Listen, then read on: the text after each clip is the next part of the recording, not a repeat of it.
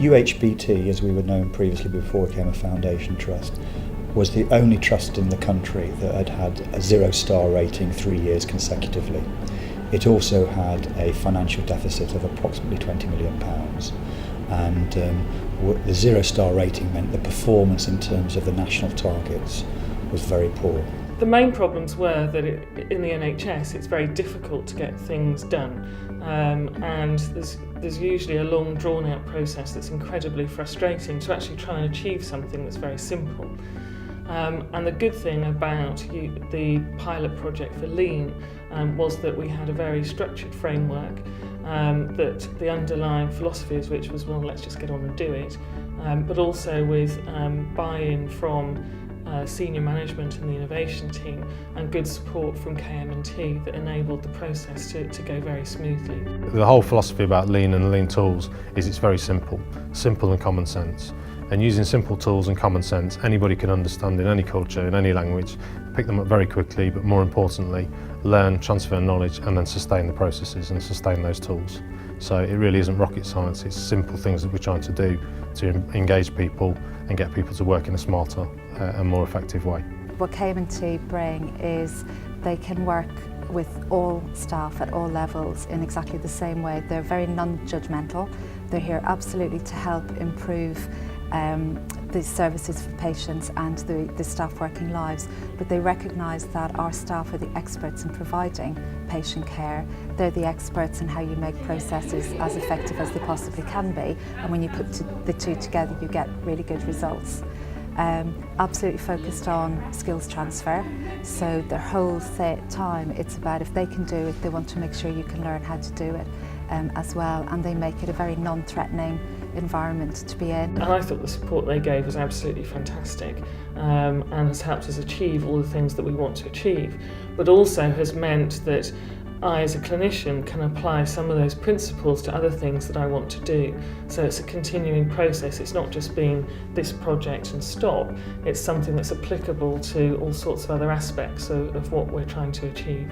The thing that's really important for me as well is, yes, engaging with staff, absolutely, but actually they bring a rigour to what we're doing.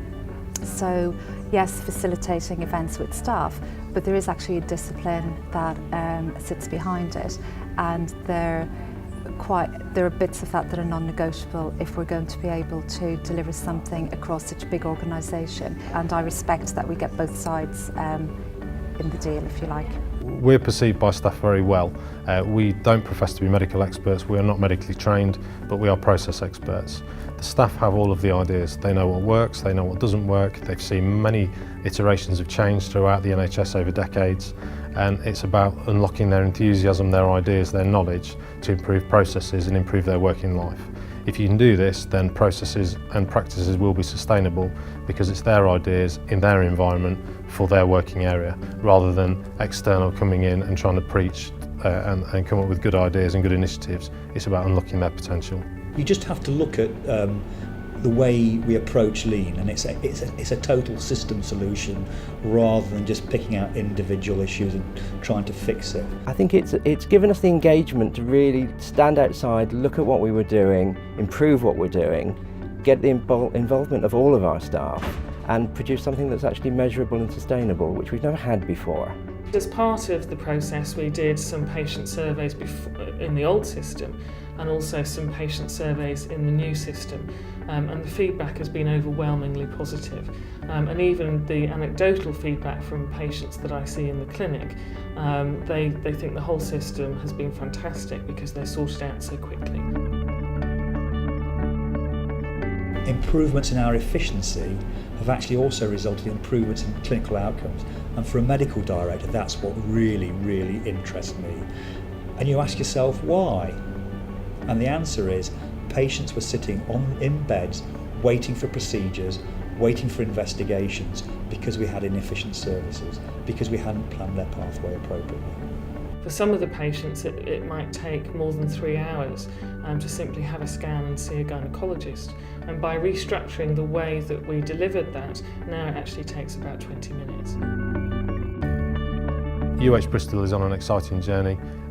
They've got a real bedrock and real good foundation, lots of engagement, Now they need to move to a whole hospital rollout, which means embracing all areas of the hospital, all staff at all levels, from the exec right down to the staff level, and starting to implement change on a widespread scale.